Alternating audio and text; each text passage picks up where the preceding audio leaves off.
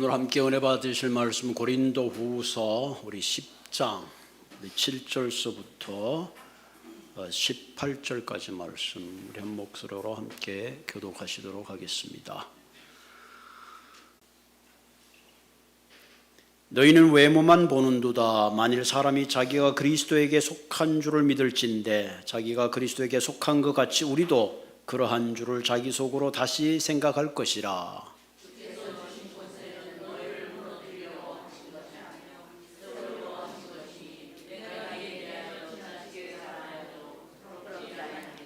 이는 내 편지들로 너희를 놀라게 하려는 것 같이 생각하지 않게 함이라.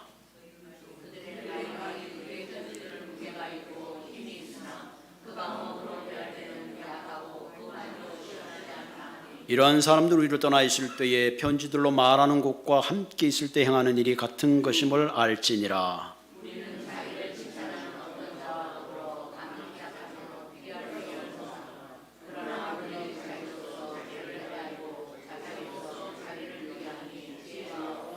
그러나 우리는 분수 이상의 자랑을 하지 않고 오직 하나님이 우리에게 나누어 주신 그 범위의 한계를 따라 하노니 곧 너희에게까지 이른 것이라.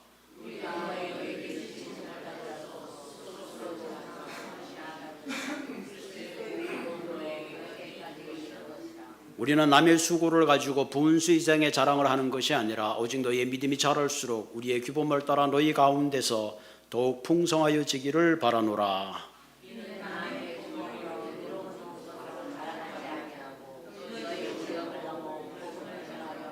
자랑하는 자는 주 안에서 자랑할지니라.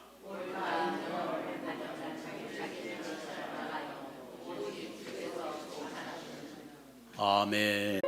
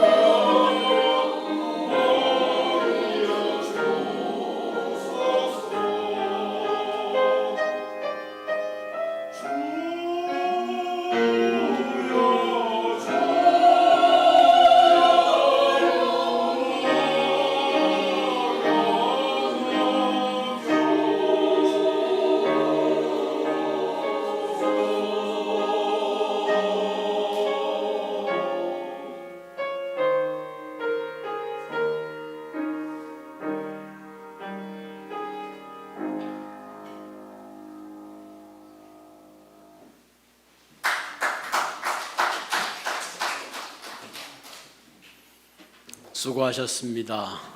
우리 정장님 애쓰셨어요. 할렐루야. 이거 뭐 기대보다 너무 잘하셨어.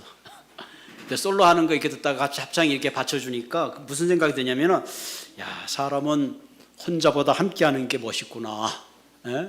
그런 느낌을 가졌습니다. 성가대 귀한 찬양 감사합니다. 이 지휘하고 반주하고 하시느라 힘드시죠? 빨리 좀 우리 반주자가 다 있어 받쳐줘야 되는데, 어쨌든 하여간 최선을 다해서 잘 준비해 주셔서 고맙습니다. 오늘 설교 제목이 주께서 칭찬하는 자. 참 좋잖아요. 주님이 나를 칭찬한다. 그러면 세상을 다 얻은 것 같을 거예요, 그죠? 주님이 나를 인정한다. 하나님이 다윗을 향하여 너는 내 마음에 합한 자다. 야, 너는 내 마음에 꼭 든다. 그러면 세상에 부러울 게 없는 것 같죠? 하나님이 나를 마음에 들어 하시는데 누가 뭐라 그래든 무슨 상관이야, 그죠? 그런 마음에 겉지가 생기죠. 배짱이 생깁니다. 사람은 누구나 인정받고 싶은 욕구가 다 있어요. 그래서 직장에 가면 상사로부터 인정받고 싶어 하죠. 또 학교 다닐 때는 학생은 선생으로부터 인정받기를 원합니다. 또 우리의 자녀들도 부모로부터 인정받기 원하죠. 그래서 심지어 자녀들이 내가 부모님 때문에 뭐 이렇게 선택했다. 왜? 부모의 인정을 받기 원하는 거죠. 미국의 심리학자인 메슬로는 인간의 이런 기본적인 욕구를 5가지로 분류했습니다. 가장 기본적인 욕구가 생리적인 욕구입니다. 배고프면 먹어야 되죠. 또 졸리면 자야 합니다. 이런 인간의 기본적인 욕구는 어떻게 보면 가장 기본적이지만 인간의 가장 강력한 욕구입니다. 사실은 배고픈 것처럼 심각한 게 없는 거죠. 이런 인간의 생리적인 단계를 지나게 되면 두 번째 우리에게 찾아오는 것이 안전과 안정에 대한 욕구입니다. 한마디로 세이프티 이슈죠. 자신을 보호하는 거죠. 건강하기 위해서 운동을 하고 또 건강한 비타민을 먹습니다. 또 하나는 안정이라는 것은 심리적인 안정을 말합니다. 그래서 경제적으로 좀 힘들고 잡이 언시큐어하게 되면 스트레스를 받게 되죠. 그래서 우리는 사회적인 안정적인 걸 찾아요. 그래서 공무원 잡이나 뭔가 레이업 당하지 않은 세이프티 존을 추구합니다. 이것이 인간이 가지고 있는 안정과 안정에 대한 욕구입니다. 이것이 잘 채워지지 않게 되면 거기서부터 뭔가 불안해하고 스트레스를 받게 됩니다. 생리적인 욕구가 채워지고 안정과 안정의 욕구가 채워지면 그 다음 필요한 우리의 단계가 소속에 대한 욕구입니다. 소속에 대한 욕구. 대인관계 가운데 나의 소속의 자리를 찾는 거죠. 그래서 작게는 가정의 일원이 되고 크게는 사회의 일원이 됩니다. 그래서는 교제를 통해서 인간관계를 통해서 소속이 제대로 되지 않으면 그때 인간은 고립감을 느낍니다. 고독감을 느끼죠. 그래서 심리적으로 우울하게 되고 혼자 독립된 자아로서의 충분한 행복을 느끼지 못합니다. 생리적인 욕구가 되고 안정과 안정의 욕구가 채워지면 그 다음에 소속의 욕구가 필요하죠. 그 다음 필요한 단계가 존중에 대한 욕구입니다. 존중과 명예, 사람들의 인정을 받거나 좋은 평가를 받고 싶어요. 그래서 타인으로부터 뭔가 무시하게 되면 또 타인으로부터 안 좋은 평가를 받게 되면 뭔가 자존감이 상합니다. 그래서 좋은 평가를 받기 위해서 열심히 일을 하죠. 그런 경우에 이제 직업들이 판사나 검사나 뭐 이런 정치하는 분들이겠죠. 존중과 명예를 그들의 욕구가 중요하기 때문에 그럽니다. 마지막에 이제 이런 생리적인 욕구와 소속의 욕구, 뭐 존중과 명예의 욕구가 채워지면 마지막 가장 최고의 욕구가 있는데 자아 실현의 욕구입니다. 끊임없이 성장하고자 하는 우리의 욕구가 있습니다. 그래서 자신이 가지고 있는 잠재력을 발굴하고 극대화합니다. 이런 자아 실현의 욕구가 크면 클수록 상대적으로 인정 욕구가 커지는 거죠.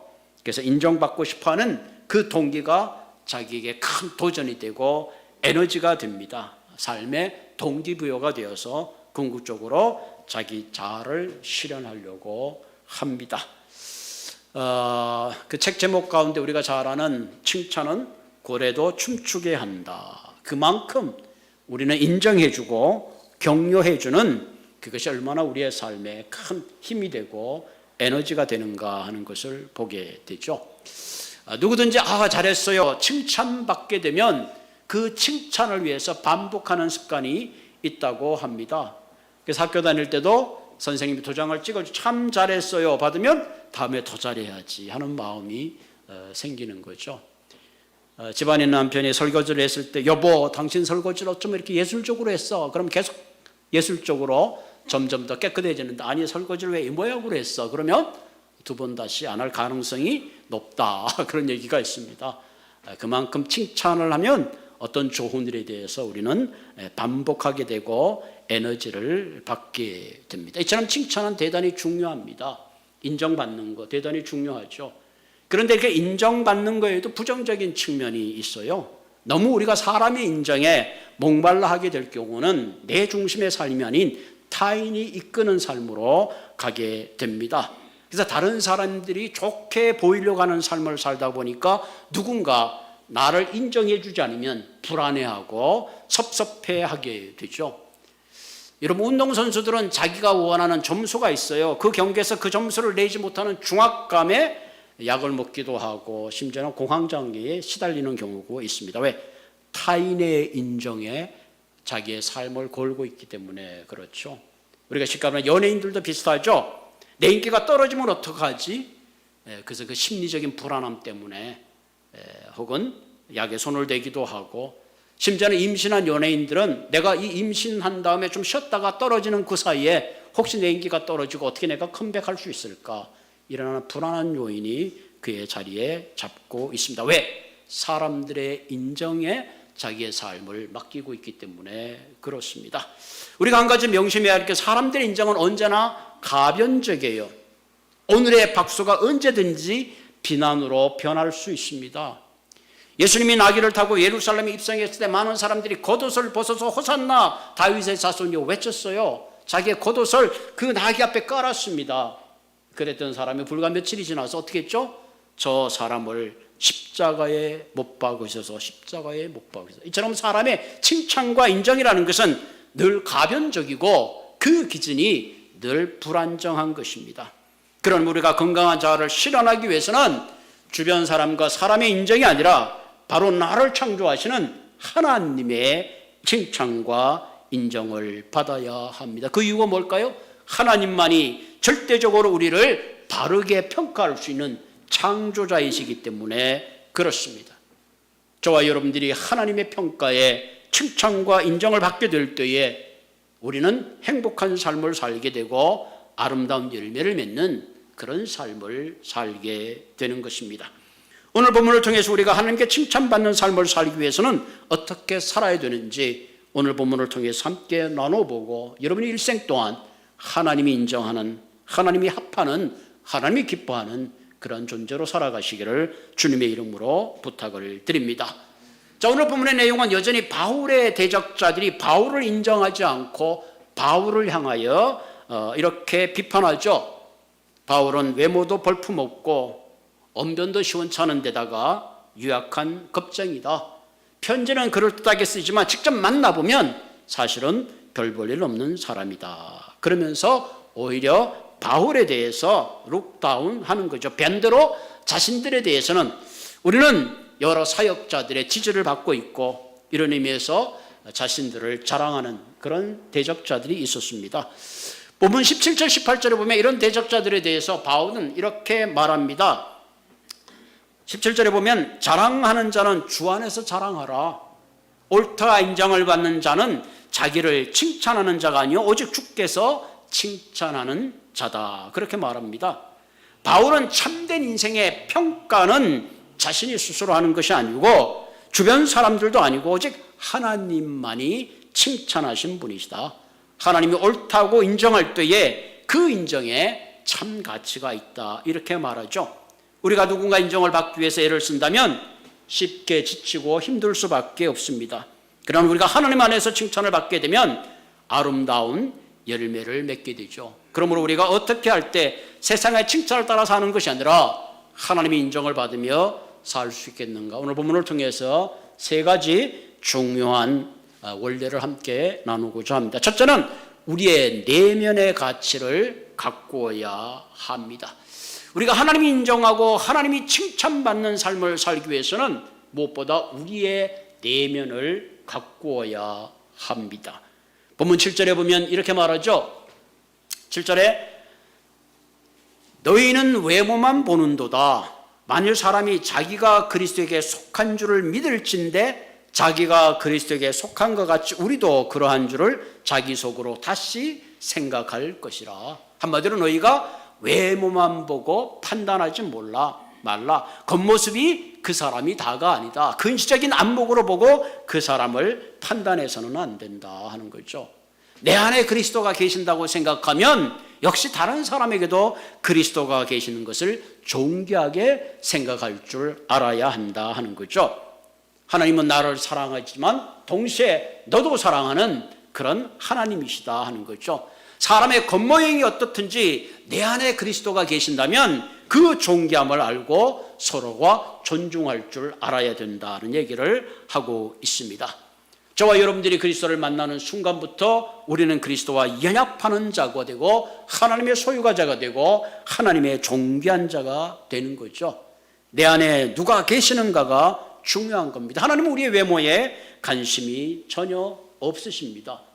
여러분 유대 전승에 의하면 실제로 바울은 외모가 그렇게 볼품이 좀 없었던 것 같아요.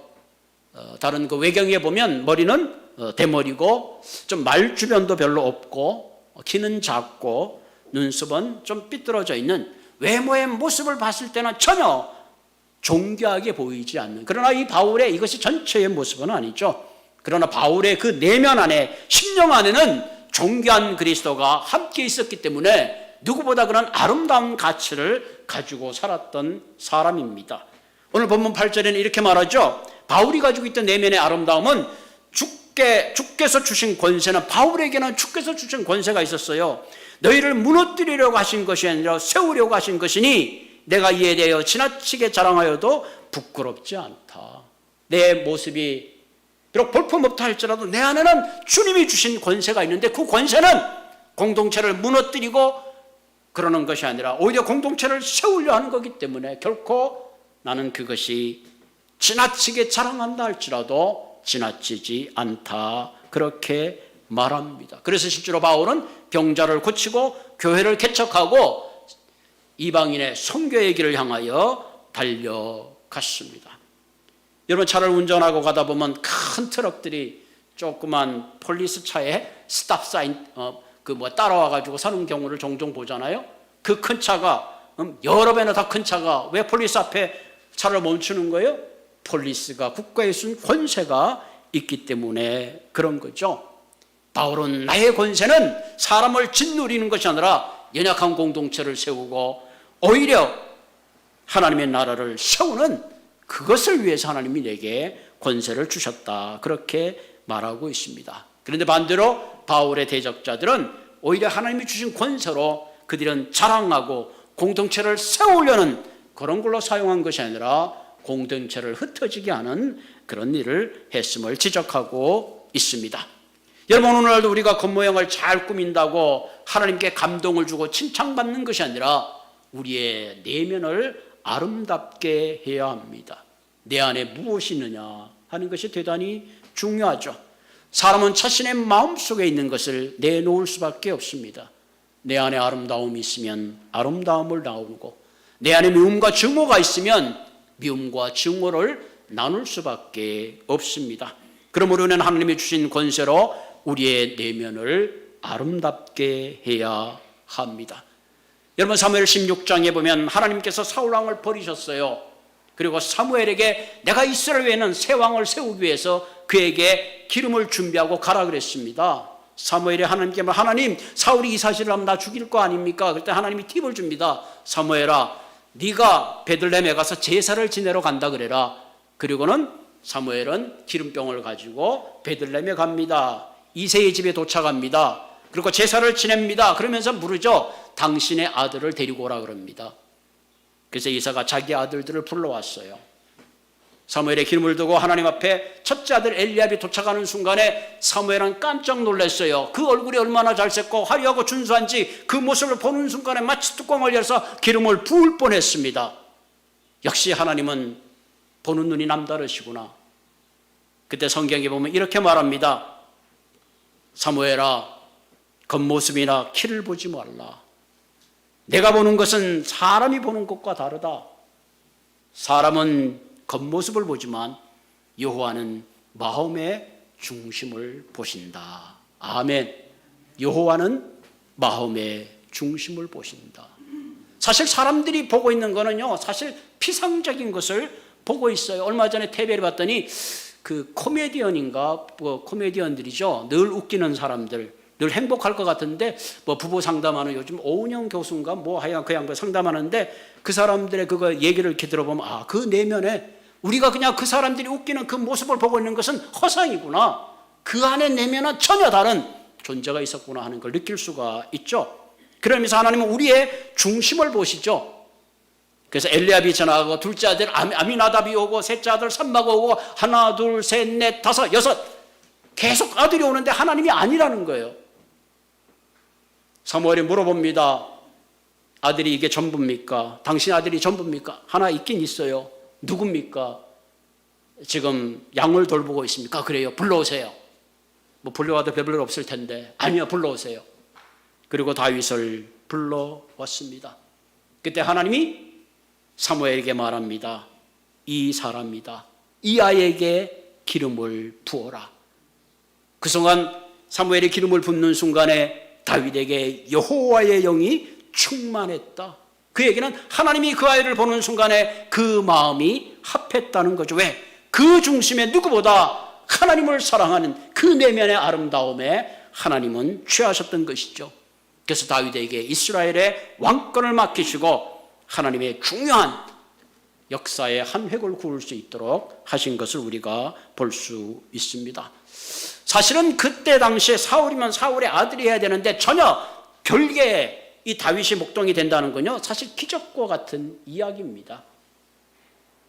홍계가 전 남자가 신부를 고르기 위해서 중매로부터 4명의 아가씨를 소개받았습니다. 한 아가씨는 교육학을 전공한 아가씨입니다. 야, 그냥 결혼하면 아이를 잘 키울 수 있겠다, 그런 생각이 들죠. 둘째 분을 소개를 받았는데 식품 영양학을 전공했대요. 야, 이거 참 평생 이제 내가 음식을 좀 건강하게 잘 먹을 수 있겠구나.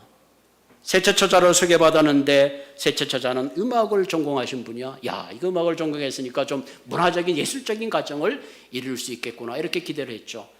맨 마지막에 소개받은 여자는 MBA까지 하는 재정의 밝은, 야, 이 경제적으로는 참 부인의 도움을 받아서 안정적인 삶을 살 수 있겠구나. 첫째, 둘째, 셋째, 넷째. 자, 이 남자는 몇 번째를 골랐을까요? 예? 여러분, 몇 번째? 다? 해답은 제일 이쁜 여자를 골랐더라. 제일 이쁜 여자. 인간은 그만큼 겉모습, 그가 가지고 있는 스펙, 그가 가지고 있는 환경에 치중하죠. 그러나 하나님은 우리의 겉모습보다는 내면의 아름다움을 보십니다. 내 안에 있는 모든 쓴뿌리, 비교의식, 이기심, 질투, 미움을 몰아내고 내 안에 그리스도의 아름다운 인격으로 채우셔야 합니다. 그것이 우리가 잘 아는 갈라디아서 있는 성령의 열매입니까? 내 안에 사랑으로 채우고, 절제로 채우고, 온유로 채우고, 양성으로 채우고, 충성과 자비와 오래 참으로 하나님의 아름다움으로 채워나갈 때에 하나님 우리의 인생을 칭찬하시고 인정하시고 주께서 기뻐하시는 그런 삶이 될 줄로 믿습니다.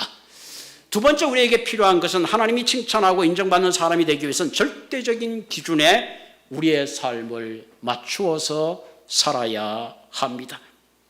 우리 삶의 평가하는 기준은 우리가 아니고 어떤 우리 주변의 사람도 아닙니다. 왜냐하면 주변의 사람들이 세운 기준은 늘 가변적이고 상대적이고 불안합니다. 우리에게는 절대적인 기준이 없습니다. 우리를 평가할 수 있는 절대적인 기준은 오직 하나님만이 가능합니다. 오늘 본문 12절을 볼까요? 자, 12절에 보면 우리는 자기를 칭찬하는 어떤 자와 더불어 감히 짝하며 비교할 수 없노라. 그러나 그들이 자기로서 자기를 헤아리고 자기로서 자기를 비교하니 지혜가 없도다. 바울은 지금 뭐라는 거야? 스스로 자기를 칭찬하는 사람과 우리는 다르다. 사람이 자기 혼자 자화자찬하는 것은 지혜 없고 어리석은 일이다. 그렇게 말하는 거죠. 우리도 그러잖아. 혼자 잘난 척하면 좀 꼴보기가 싫잖아요. 학생이 시험을 본다면 학생이 자기가 시험 본 답안을 채점한다면 그게 객관적이겠어요? 주관적이죠. 예? 시험을 채점할 수 있는 사람은 시험을 낸 선생이 채점을 해야지 그 채점에 객관성이 있는 겁니다. 내가 생각할 때 내가 옳다, 내가 잘났다, 내가 칭찬받을 만한 그런 존재라고 생각하는 그 자체가 실로 어리석다는 거죠. 그래서 성경에 보면 하나님께서 중요한 얘기를 하시잖아요. 세리와 바리새인의 기도에 대한 말씀이 나오죠. 바리새인이 하늘을 우러러 기도합니다. 하나님, 나는 저 끝에 있는 저 세리와는 다릅니다. 소득의 11조를 내고 금식을 하고 하나님의 말씀을 내가 경외합니다. 하늘을 우러러 기도합니다. 저쪽 구석의 세리는 감히 하늘을 우러러 보지도 못합니다. 하나님, 내가 감히 그리고 가슴을 치고 있습니다. 묻습니다.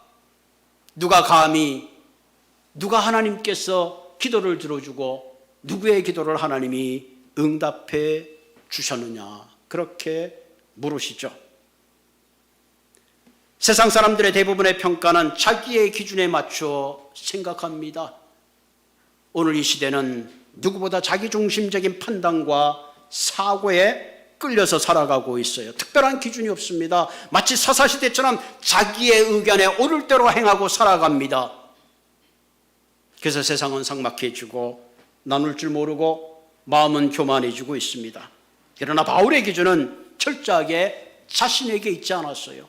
바울의 기준은 하나님께 있었다는 사실입니다. 본문 13절에 보면 이렇게 하죠. 그러나 13절 볼까요? 그러나 우리는 분수 이상의 자랑을 하지 않고 오직 하나님이 우리에게 나눠주신 그 범위 한계를 따라 하노니 곧 너희에게까지 이른 것. 분수 이상의 자랑을 하지 않는다. 우리도 이런 말 하죠. 내 분수를 좀 알아라. 내 자신을 좀 알아라. 하나님이 내게 주신 그 분수의 한계 안에서 산다는 거. 이 말은 뭐예요? 하나님이 가라고 하면 가고 오라면 오라는 하나님의 그 기준에 따라 살아간다는 거죠. 이 범위란 말은 캐논이란 말이에요. 캐논은 문자적으로 스탠다드라는 뜻을 갖고 있죠. 우리가 성경을 캐논이라고 그러기도 하죠. 한마디로 바울의 범위의 한계는 내게 주신 하나님의 말씀의 범위를 따라서 그 한계를 따라서 살았다, 이렇게 말하는 거죠.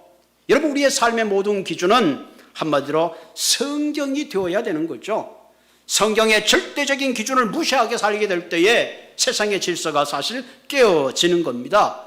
우리가 성서란 말은 기록된 말이라면 성경이라는 것은 성경적 권위를 강조하는 말이죠. 성경이 가지고 있는 판단의 그 기준을 따라 우리가 살아갈 때에 그것이 바로 하나님이 우리에게 정해 주신 삶의 범위라는 사실입니다. 우리는 우리의 기준을 내가 정하는 것이 아니라 하나님의 정해진 기준 안에 살아야 합니다.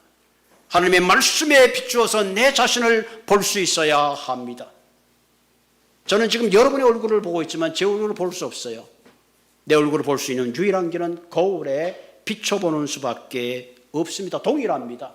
내 자신의 중심을 비춰보고 내가 누구인 걸 알기 위해서는 말씀의 거울 앞에 서지 않고는 결코 내가 얼마나 연약한 자고 얼마나 죄인이고 얼마나 별 볼 일 없는 존재인가를 깨닫는 것이 결코 쉽지 않습니다.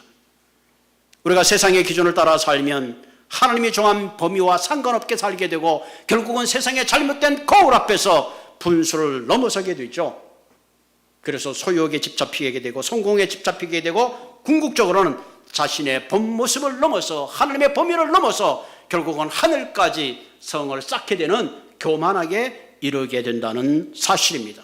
그래서 성경은 수없이 우리에게 말씀하고 있습니다.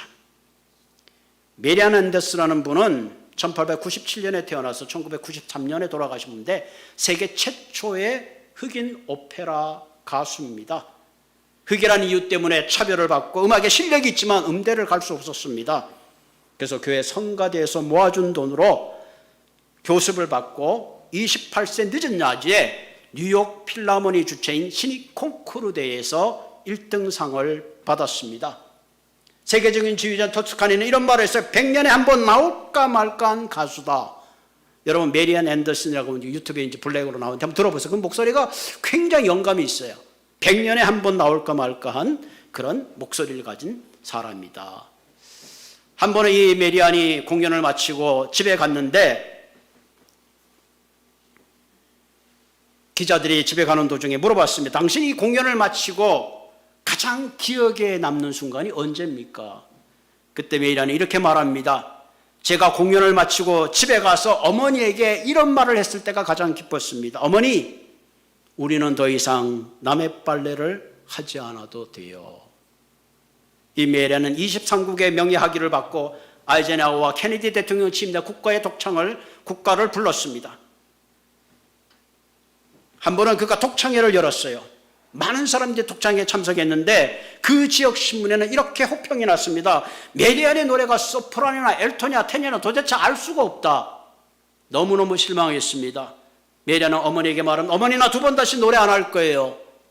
그때 어머니가 딸에게 이렇게 말을 했습니다. 예, 너는 왜 모든 사람들에게 다 인정을 받으려고 하니? 너를 나쁘게 평가하는 사람도 있지만 너의 음악을 더 좋아하는 사람들이 더 많다. 네가 모든 사람들에게 칭찬과 인정을 받으려 하는 것은 너의 교만한 생각이야. 40년의 성악의 모든 활동을 마치고 은퇴할 때에 메리안 앤더슨은 이런 말을 남겼습니다. 나는 참 보잘것없는 한 흑인의 노예였지만 하나님께서 내게 아름다운 목소리를 주셔서 유명하게 되었습니다. 내가 한 것은 아무것도 없습니다. 모든 영광을 하나님께 돌려드립니다. 너무 아름다운 인생이죠. 하나님은 오늘도 우리의 모습을 이대로 받아주시고 용납해주고 사랑하십니다. 세상 사람들이 뭐라고 해도 하나님이 잘했다고 칭찬하시고 용납하면 되는 겁니다. 세상의 요구를 따라서 사는 삶이 아니라 절대 진리는 하나님의 말씀의 범위 안에서 살 때에 하나님이 가장 인정하는 아름다웠고 멋진 인생이 될 줄로 믿습니다. 세 번째로 우리가 하나님이 칭찬하는 그런 삶이 되기 위해서는 자신의 사명에 집중하는 삶을 살 수 있어야 합니다. 여러분, 하나님의 부르심은 참으로 다양합니다. 하나님이 내게 부르신 그 소명의 자리에서 내가 최선을 다하는 것이 하나님이 보실 때에 가장 아름답습니다. 공장장으로 부를 수도 있고 교수로 부를 수 있고 일하는 어떤 직업인으로 부를 수도 있고 가정의 한 부인으로 부를 수도 있고 여러 가지 하나님의 부용은 다양합니다. 중요한 것은 내가 있는 그 자리에서 최선을 다하는 내게 맡겨준 소명 가운데 충실하는 삶이 하나님이 인정하는 삶이라는 사실입니다. 본문 15절을 볼까요? 본문 15절을 보면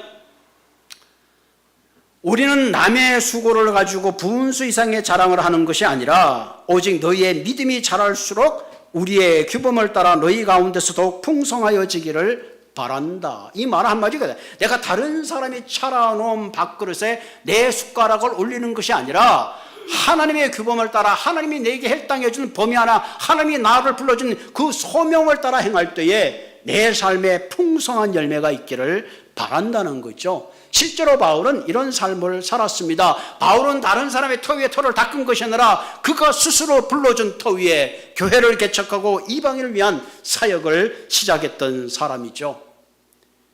갈라디아서 2장 8절에 보면 베드로가 할례받은 사람의 사도가 되도록 역사하신 분이 중요합니다. 내게도 역사하셔서 이방 사람의 사도로 되게 하셨기 때문입니다. 베드로와 야고보를 하나님께서 베들레헴에 있는 유대인을 위해서 그들을 불렀다면 하나님은 나를 이방인의 사도로 불렀다는 사실입니다. 그런 의미에서 바울의 최대의 관심은 이방인에게 하나님의 복음을 전하는 것이 그의 삶의 전부로 알고 거기에 초점을 맞추고 그 소명을 향하여 달려갔습니다. 그래서 그는 다른 사람과 경쟁하거나 비교하지 않았습니다. 분수 이상을 자랑하지 않았어. 왜? 하나님의 관심은 나를 부르신 그 소명에 늘 초점을 가지고 있었기 때문에 그렇습니다. 성경에 보면 달란트 비유들이 있죠. 1달란트, 2달란트. 하나님이 네가 얼마나 받았느냐고 결코 묻지 않으십니다. 중요한 것은 내가 받은 달란트를 가지고 내가 얼마나 충성하고 그 소명에 성실했는가 하는 것이 중요합니다. 하나님의 부르심은 우리 한 사람 한 사람에게 교회의 고유한 부르심을 부르셨죠. 여러분, 교회 안에도 각 지체들이 있습니다. 봉사의 지체가 있고 가르침의 지체가 있고 섬김의 지체가 있고 다양한 지체들인데 그 지체들이 내가 맡은 그 지체 안에서 최선을 다하는 것, 그것이 바로 하나님이 인정하는, 칭찬하는 삶이 되는 것입니다. 예수님이 공생애를 시작하실 때 예수님은 사람의 박수 가운데 시작하지 않았어요. 세례요한에게 세례를 받을 때 하늘의 문이 열렸습니다. 그리고 이는 내 사랑하는 아들이라는 하나님의 인정의 음성을 듣고 그는 십자가를 묵묵히 지고 온 인류를 위하여 자신을 드릴 수 있었습니다. 우리의 삶도 동일합니다. 내 마음대로 내가 하고 싶은 대로 사는 것이 내 삶의 성공이 아니라 하나님이 음성을 따라서 하나님이 인정하고 칭찬하는 삶을 살 때에 우리는 성공적인 삶을 살게 되는 것입니다. 사랑하는 성도 여러분, 오늘의 이 말씀은 저와 여러분에게 주신 하나님의 존귀한 말씀입니다. 이때까지 내가 어떤 삶을 살았는지 모르지만 이제부터는 내 내면의 가치를 새롭게 하고 말씀의 규범을 따라 내게 주신 소명 그 자리에서 최선을 다함으로 하나님이 기뻐하고 존귀케 여기는 그런 귀한 삶이 되기를 주님의 이름으로 부탁을 드립니다. 같이 기도하겠습니다.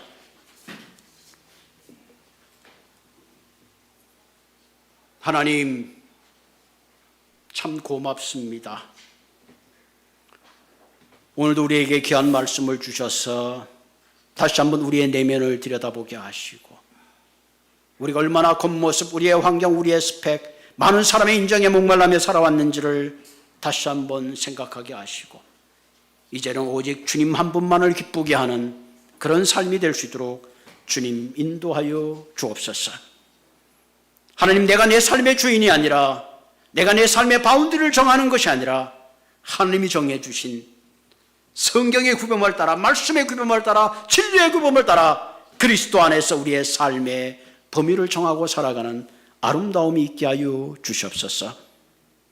지금 내가 있는 곳, 내가 있는 일, 내가 하는 그 모든 일들이 하나님이 내게 주신 귀한 자리인 줄 알고 충성하고 소명을 다함으로 착하고 충성된 종이라고 하나님의 인정을 받는 아름다운 삶의 여정을 걸어갈 수 있도록 주님 인도하여 주시옵소서. 이 모든 것이 내 힘과 내 뜻대로 되지 않습니다. 하나님이 성령께서 수시로 나를 인도하시고 내 마음을 감동시켜 주시며 언제든지 말씀에 복종하면 이 시대를 따라가는 것이 아니라 말씀의 진리를 따라가는 힘과 용기를 주께서 허락해 주시옵소서. 예수님의 이름으로 감사하며 기도드리옵나이다. 아멘.